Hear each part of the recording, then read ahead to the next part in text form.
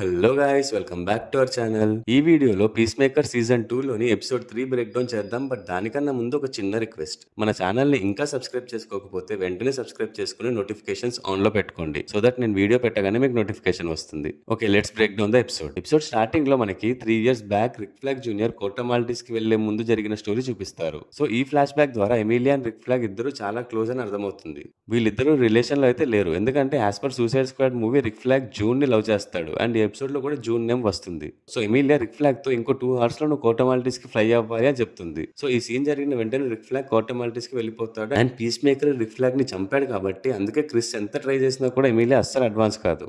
And first season starting లో piece maker తో కొంచెం కోపంగా రూడ్ గా ఉండడానికి కూడా రీజన్ ఇదే అయి ఉంటుంది. ఆ నెక్స్ట్ ఇంట్రో తర్వాత another dimension or the best dimension లో ఉన్న క్రిస్ ని వాళ్ళ బ్రదర్ కీత్ లేపుతాడు. నైట్ తాగిన మొత్తంలో హార్కోట్ తో చాట్ చేస్తూ కలుద్దామా అని అడుగుతాడు అండ్ హార్కోట్ కూడా తన వర్క్ ప్లేస్ కి రమ్మంటుంది. ఈ డిమెన్షన్ లో ఉన్న పీస్ మేకర్ ఓన్లీ ఒక టైప్ ఆఫ్ ప్యాటర్న్ నే ఇష్టపడతాడేమో అనిపిస్తుంది, ఎందుకంటే తన రూమ్ కానీ డ్రెస్సెస్ కానీ అన్ని కూడా same type of pattern or స్టైల్లో ఉంటాయి. సో కీత్ ద్వారా హార్కోట్ ఆర్గస్ లో వర్క్ చేస్తుందని తెలుసుకుని ఇంకా తన peace cycle or motorcycle మీద క్రిస్ ఆర్గస్ హెడ్ క్వార్టర్స్ కి వెళ్తాడు అండ్ దారిలో పబ్లిక్ అందరూ పీస్ మేకర్ ని చూసి ఫుల్ హ్యాపీనెస్ తో చీర్ చేస్తూ ఉంటారు. ఇదే నాకు కొంచెం ఆక్వర్డ్ గా అనిపిస్తుంది. ఉండొచ్చు కానీ మరి ఇంతలా ఏంటా అని డౌట్ వస్తుంది. ఇంకప్పుడే మన స్మిత్ ఇది ది బెస్ట్ డైమెన్షన్ ఎవరని ఫిక్స్ అయిపోతాడు, ఎందుకంటే తను ఎలా ఉండాలి, తన లైఫ్ ఎలా ఉండాలి అనుకున్నాడో ఎగ్జాక్ట్లీ ఇక్కడ అలాగే ఉంటుంది. ఫస్ట్ థింగ్ తనని ఒక జోక్ లాగా కాకుండా హీరో లాగా చూడాలి అండ్ నెక్స్ట్ హార్కోర్ తో మంచి రిలేషన్షిప్ ఉండాలి. ఈ డిమెన్షన్ లో రెండూ ఉన్నాయి. ఇంకా ఆర్గస్ హెడ్ క్వార్టర్స్ కి వెళ్ళిన తర్వాత సెక్యూరిటీ యాక్సెస్ ని క్లియర్ చేసుకుని లోపలికి వెళ్తాడు అండ్ అక్కడ 4th floor లో కెమెరాస్ రిపేర్ లో ఉన్నాయని ఒక స్టికీ నోట్ ఉంటుంది. దాన్ని అక్కడ మనకు చూపించారంటే మేబీ నెక్స్ట్ ఎపిసోడ్ లో ఆ 4th floor లో ఏదైనా జరుగుతుందేమో అని అనుకుంటున్నా. అండ్ ఇక్కడ లియోటా, జాన్ అండ్ గ్యాంగ్ నైట్ తాగిన హ్యాంగ్ ఓవర్ లో ఉంటారు. సో అప్పుడు అడబయ హార్కోట్ తో నైట్ నీకు క్రిస్ కి మధ్య ఏమైనా జరిగిందా అండ్ ఆల్సో అసలు మీ ఇద్దరి మధ్య ఏముంది, క్రిస్ కి నువ్వంటే ఇష్టం, why don't you like him అని అడుగుతుంది. అయితే హార్కోట్ ఏవో రీజన్స్ చెప్తుంది కానీ మెయిన్ రీజన్ వచ్చేసి పీస్ మేకర్ రిక్ ఫ్లాగ్ ని చంపాడు.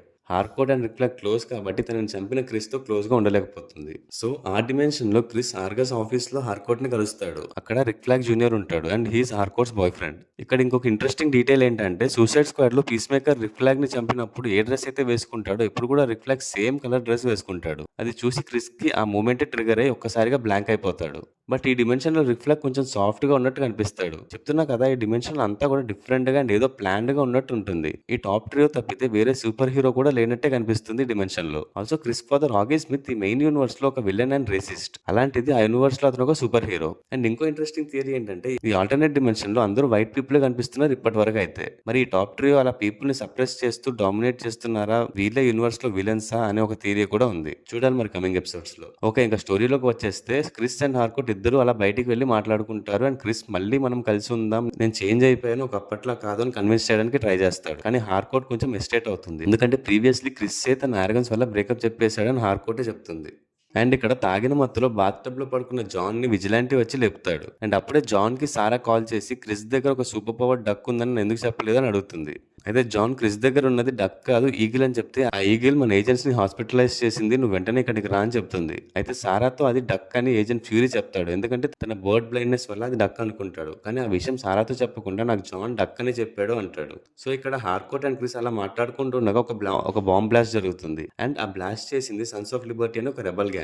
వీళ్ళు గవర్నమెంట్ కి వ్యతిరేకంగా ఫైట్ చేస్తూ ఉంటారు. ప్రెసెంట్ ఉన్న గవర్నమెంట్ ని ఓవర్త్రో చేసి అమెరికా వాల్యూస్ ని, కాన్స్టిట్యూషన్ ని సేవ్ చేయాలని చూస్తారు. బట్ వీళ్ళు ఇలా ఎందుకు చేస్తున్నారు అనేది డీటెయిల్ గా అయితే మనకి చూపించలేదు. నాకు పర్సనల్ గా ఏమనిపిస్తుంది అంటే ఇందాక చెప్పినట్టు ఇఫ్ పీస్ మేకర్ వాళ్ళ బ్రదర్ అండ్ ఫాదర్ ముగ్గురు కూడా విలన్స్ అయితే వాళ్ళే గవర్నమెంట్ ని కూడా రన్ చేస్తూ ఉండొచ్చు. సో ఈ సన్స్ ఆఫ్ లిబర్టీ అలా ఆపరేషన్ తో ఉన్న గవర్నమెంట్ కాకుండా మనకి ఫ్రీ అండ్ డెమోక్రటిక్ సొసైటీ కావాలని ఇలా చేస్తున్నారేమో అనిపిస్తుంది. చూడాలి మరి నెక్స్ట్ ఎపిసోడ్స్ లో వీళ్ళ గురించి చూపిస్తారేమో. సో ఆ నెక్స్ట్ పీస్ మేకర్ ఆ సన్స్ ఆఫ్ లిబర్టీతో ఫైట్ చేసి వాళ్ళు బ్లాస్ట్ చేద్దాం అనుకున్న బాంబ్ ని డిఫ్యూజ్ చేసేస్తాడు అండ్ ఈ ఫైట్ అయితే క్రేజీ ఉంటుంది.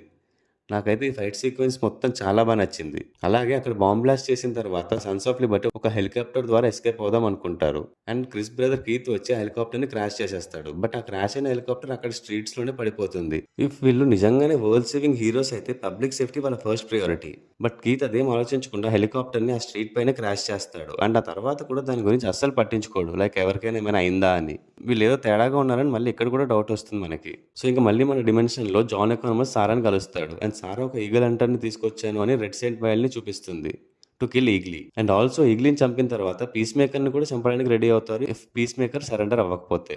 But John and Chris friends కాబట్టి ఈ మిషన్‌లో నేను ఉండను అంటాడు. కానీ సారా జాన్‌ని ఫైర్ చేస్తా అని బెదిరించడంతో ఇక తప్పక ఉంటాడు. ఆల్సో జాన్‌కి ఒక పార్ట్నర్‌ని చూసా అని ఫస్ట్ సీజన్‌లో మనం చూసిన జూడో మాస్టర్‌ని చూపిస్తారు. ఫస్ట్ సీజన్‌లో ఆ బటర్‌ఫ్లై గ్యాంగ్‌కి సపోర్ట్ చేసిన జూడో మాస్టర్ ఇప్పుడు వాళ్ళందరూ చనిపోవడంతో ప్రెజెంట్ ఆర్గస్ కోసం వర్క్ చేస్తున్నట్టున్నాడు. అండ్ ఇంకా క్రిస్ ఇంటికి వచ్చి కీత్‌తో మాట్లాడతాడు. కీత్ క్రిస్‌తో ఈ మధ్య నువ్వు కొంచెం డిఫరెంట్‌గా బిహేవ్ చేస్తున్నావు. ఆల్సో అప్పుడప్పుడు డిసపియర్ అయిపోతున్నావు. అసలు ఏం జరుగుతుంది అని అడుగుతాడు. కానీ క్రిస్ అలా ఏం లేదు. బట్ నేను నిన్ను చాలా మిస్ అయ్యాను అంటాడు. కీత్ కూడా నేను నిన్ను వదిలి ఎక్కడికి వెళ్ళను. I love you more than anything అని అంటాడు. క్రిస్‌కి కూడా తన బ్రదర్‌తో ఇలాంటి రిలేషన్‌షిప్పే ఉండాలి అనుకుంటాడు. కానీ చిన్నప్పుడే చనిపోవడంతో అదేం జరగదు.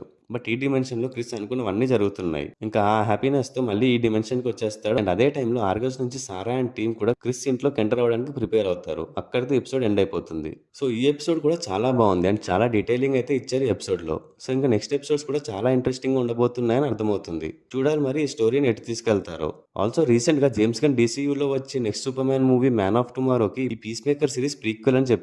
సో ఆ మూవీ స్టోరీకి సిరీస్ ఈవెంట్స్ కనెక్ట్ అయి ఉండొచ్చు. సో చూద్దాం ఏమవుతుందో. సో ఇది ఎపిసోడ్ బ్రేక్ డౌన్ అండ్ నాకు కనిపించిన కొన్ని డీటెయిల్స్ అండ్ థియరీస్. ఈ వీడియో మీకు నచ్చినట్టయితే లైక్ చేసి మీ ఫ్రెండ్స్ అండ్ ఫ్యామిలీ మెంబర్స్కి షేర్ చేయండి. Also follow us on Facebook and Instagram. Thanks for watching. See you in the next video. Audios.